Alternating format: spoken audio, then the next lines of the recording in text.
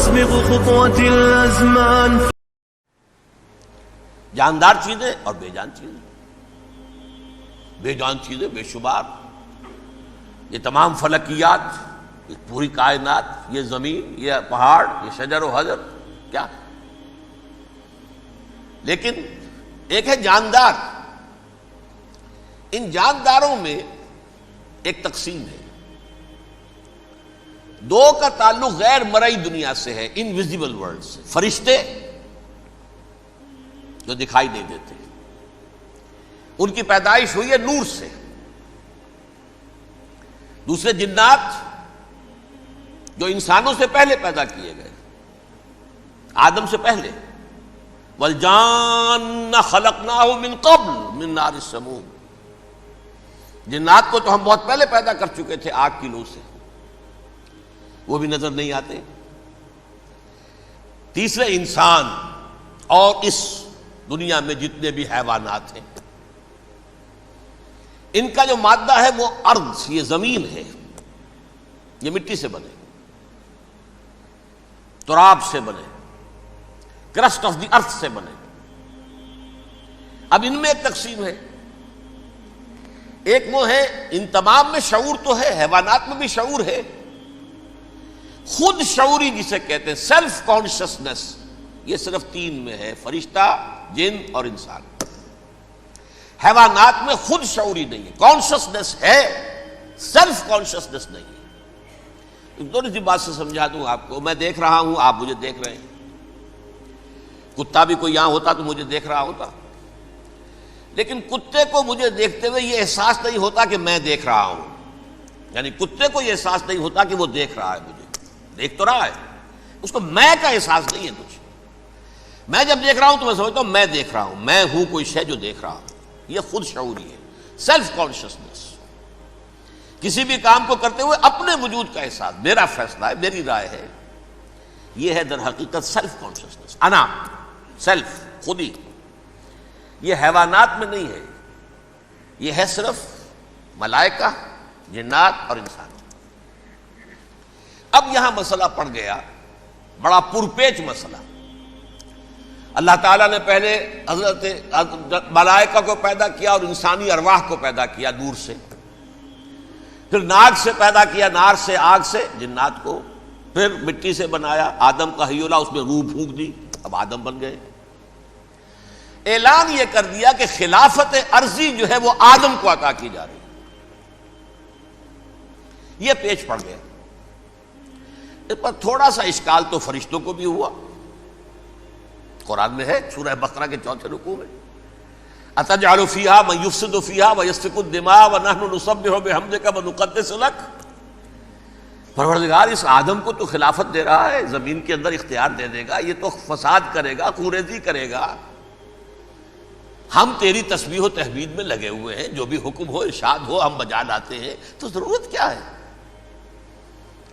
اس کا جواب اللہ نے دیا: انی عالم ما لا تعلمون. میری مشیت، میری حکمت، وہ میں ہی جانتا ہوں، ضروری نہیں کہ تم اس کو شیئر کر سکو. لیکن یہ جنات میں سے ایک جن تھا عزازیل. اب دیکھیے کہ جنات کو ایک قرب حاصل ہے ملائکہ کے ساتھ. کیوں؟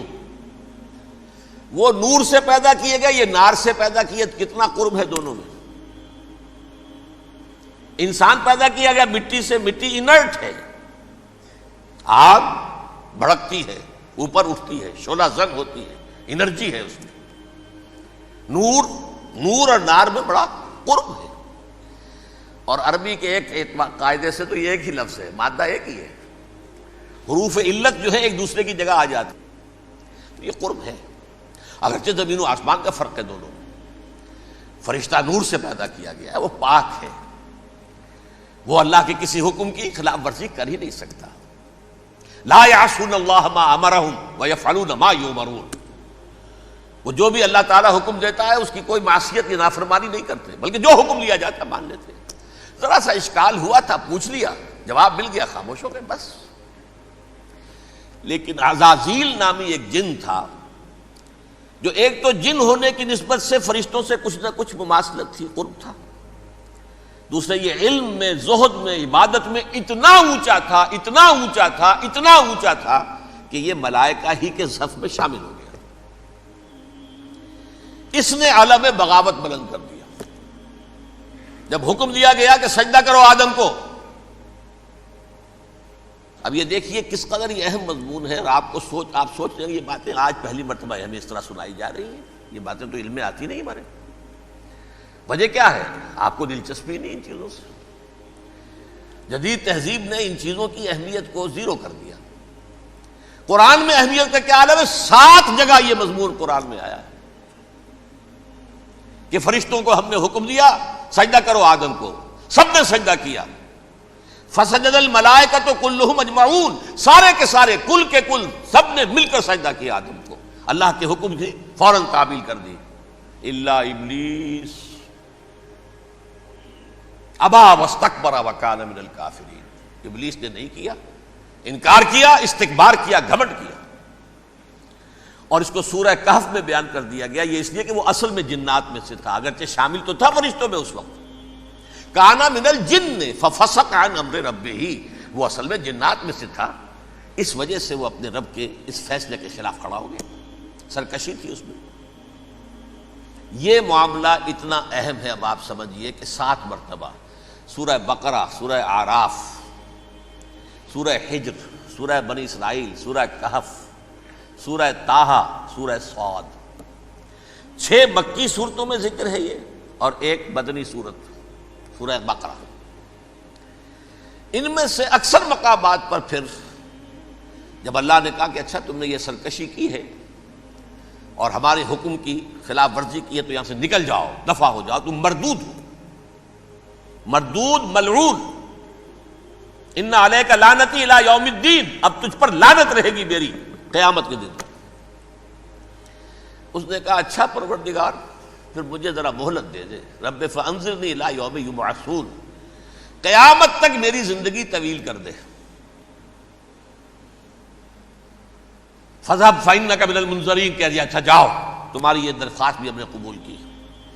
انہوں نے کہا پروردگار اب میں اس آدم کو بھی گمراہ کر کے چھوڑوں گا اور آدم کی نسل کو تباہ کر کے چھوڑوں گا.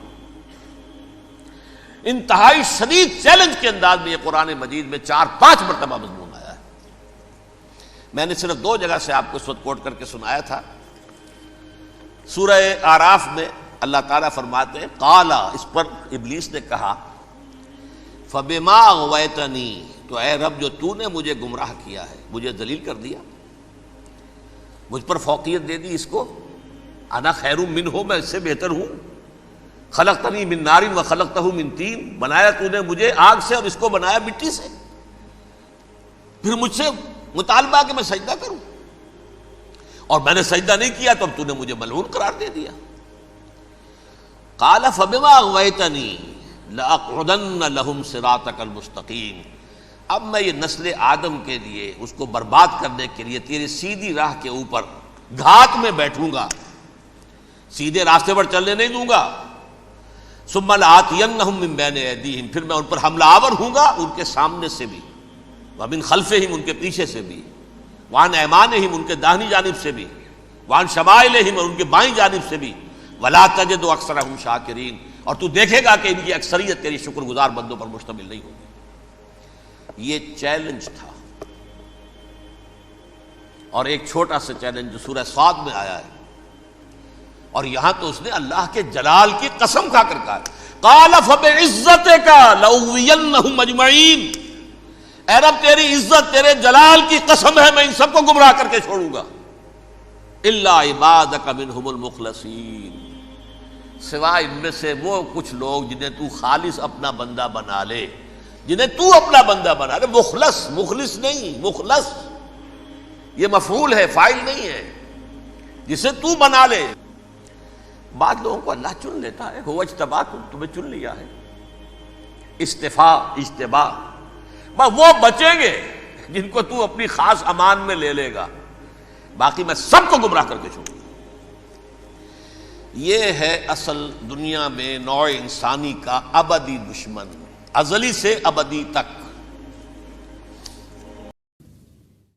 وتعلو همتي دوما وتسبق خطوتي الأزمان، فوقتي لا أضيعه بما يفضي إلى الخسران وكفي لا يفارقها أداء البر والإحسان ولا تدري شمالي عن يميني إنه الكتمان